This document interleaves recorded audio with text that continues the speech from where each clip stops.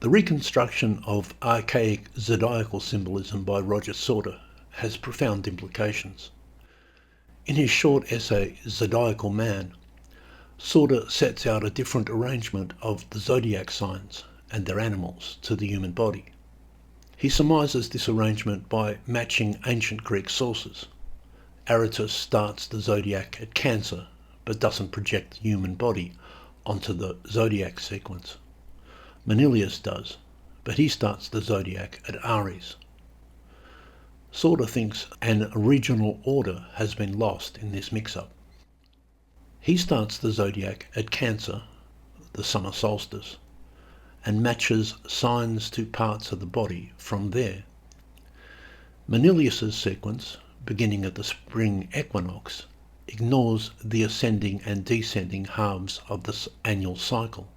By starting at the solstice, Aratus, more correctly, sees the year as extending between two still points, where the sun stands still, the two extremes of the year. Sauter follows this and then sketches in how the animals of the zodiac sequence map the parts of the body in a loop down the back and up the front, following the ascending and descending halves of the year. The result, as he observes, is a meridian going around the body like the central meridian in Chinese traditional medicine, with the crown of the head and the perineum marking the extremes, the solstices. He devotes a lot of his essay to explaining the symbolism of Capricorn, the solstitial sign, in this arrangement. The human body thus depicted, though, is not a neutral or static figure.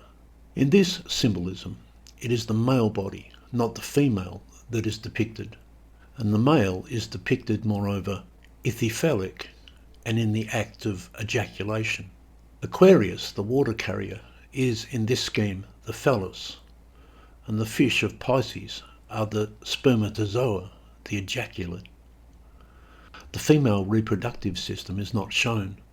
The symbolism is specifically masculine. It is a man at the moment of ejaculation that is depicted in the sequences of the zodiac signs. The implicit idea is characteristic of many archaic cosmogonies. The cosmos is created through the sexual act.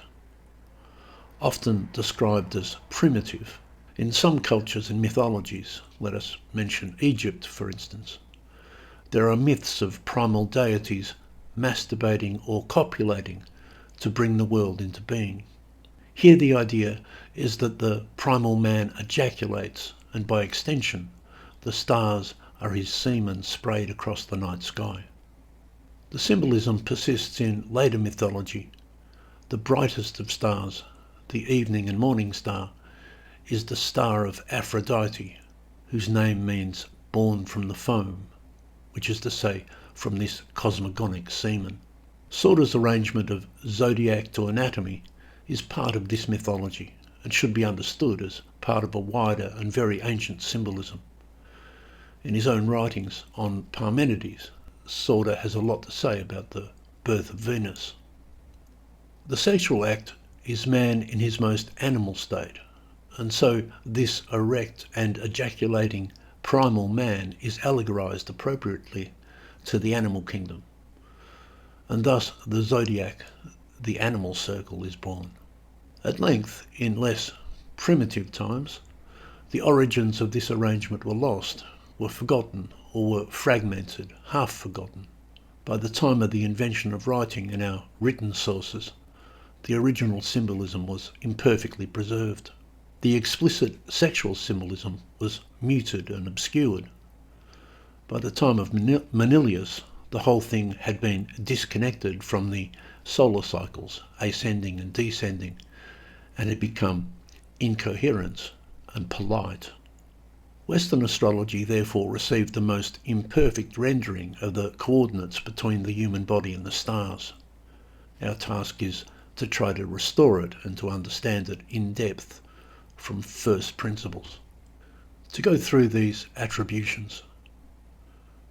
Cancer, the crab, is the skull, the crown of the head in this arrangement.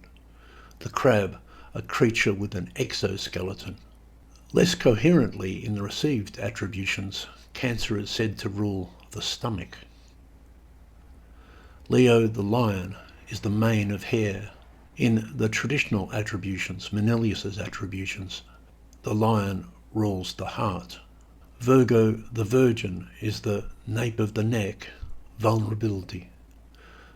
The traditional attributions are incoherent. The virgin rules the intestines and digestion.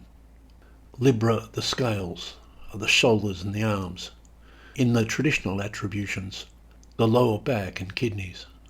Scorpio the scorpion, in Sorda's account, is the lower back. In the received tradition, the scorpion emblemizes the reproductive and eliminative systems. Sagittarius, the man-centaur hybrid. For Sorda, this is the buttocks with the legs attached. Traditionally, the hips and the thighs. Capricorn, the goat man crawling out of the sea.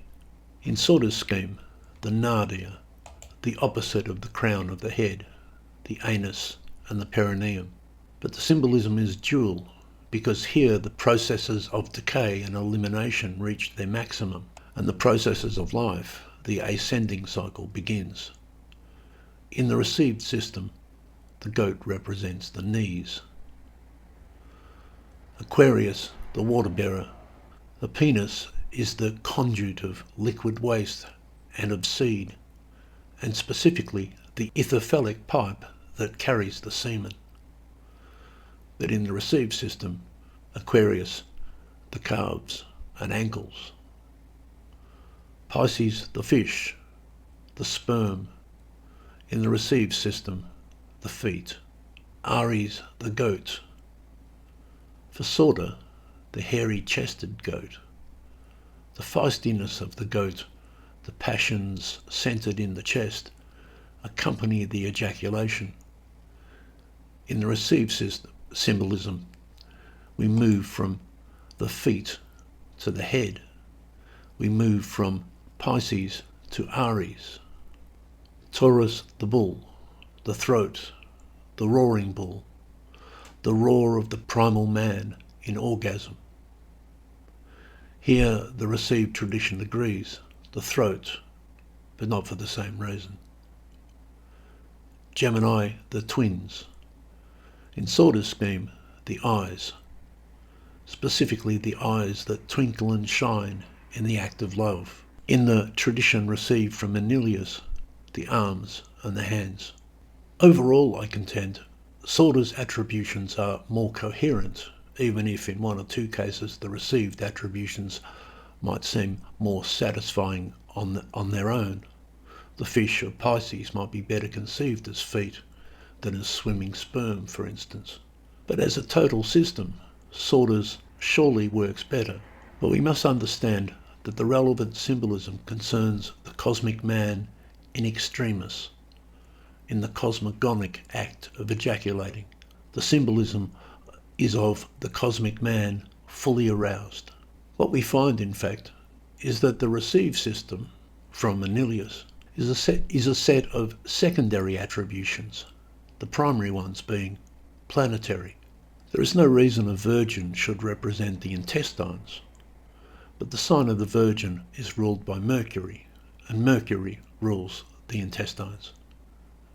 A crab isn't like the stomach, but the moon rules Cancer, and the moon rules the stomach. Manilius's anatomical attributions have been extrapolated from the ruling planets, and don't match well the zodiac signs and their animals. They are ill-fitting. Sorda exposes a far more integral symbolism that, as he says, gives an adequate explanation of all the peculiarities of the zodiac signs, which after all are a very odd collection of visual symbols. Placing the ecliptic as a meridian around the human body vertically explains these peculiarities as a single system better than any other account. And notice that this system concerns the external forms of the human body, specifically the male body, and does not point to internal organic systems. because properly considered, these are the concerns of the planets. In astrological anatomy and physiology, we must distinguish between the zodiac signs and the planets. The planets rule internal processes, the internal organs. The zodiac concerns structures. Jupiter might rule the liver, but it does not follow that Sagittarius does. A huge amount of confusion and muddy symbolism arises from mixing together the anatomical symbolism of the planets with that of the zodiacal signs. Again, the planets rule the internal organs. The zodiac signs don't. And that is how Sauter has it. His attributions are not to internal organs, but to external parallels as seen through the archaic imagination. The male body, we might add, has this natural externality. This is why the zodiac, the circle of fixed stars, is matched to the male body and not the female. The female body, in contrast, is characterized by interiority, invagination, properly speaking. The internal vagina in contrast to the external phallus. So the internal organs, corresponding to the planets, are the female order of symbols. The zodiacal symbolism is masculine, the external anatomy. The zodiacal symbolism as we have it has been sanitized and desexualized. The archaic imagination is more comfortable with the sexual. It is specifically asexual symbolism that has been lost. The starry sky as ejaculate, the zodiac as the ejaculating man, the planets as the internal organs, the female body. This is the basic arrangement of astrological anatomy. True, the starry sky is often allegorized to milk, the galactic, but milk is a euphemism for semen, just like the foam of the sea in Aphrodite's name. Importantly, we need to also appreciate that for the archaic mind, it is not the cosmic man who has animals attributed to him, but rather the animals are extracted from him. In the ancient view, the animals are shed from, derived from, devolved from the cosmic man. It is not the human cranium is like the shell of a crab. It is rather the shell of a crab is like the cranium of the cosmic man. The cosmic man is the prototype of the animal state being the cosmic man in the cosmogonic act. This is an altogether unfamiliar mentality to us. Be that as it may, Sauter's proposal gives the more satisfying arrangement, all things considered. We cannot provide early depictions of this symbolism in the archaeological record, but then there are no early depictions of Manilius' system either, and few depictions of zodiacal symbolism altogether. We must work it out from first principles. What exactly does the animal circle depict? It depicts the human form plotted onto the ecliptic, but not a man with his feet on his head at the spring equinox as Manilius would have it incoherently. Sauter reconstructs a much more primal symbolism. And most importantly, he brings the Western system into line with Oriental systems, which are also based on the ascending and descending cycles of the year, invoking a more universal order of symbolism with a better claim to great antiquity. Again, I strongly recommend that anyone with more than passing interest in Western astrology and anyone concerned with the integrity of the tradition should consider Sauter's zodiacal attributions and ponder all their ramifications.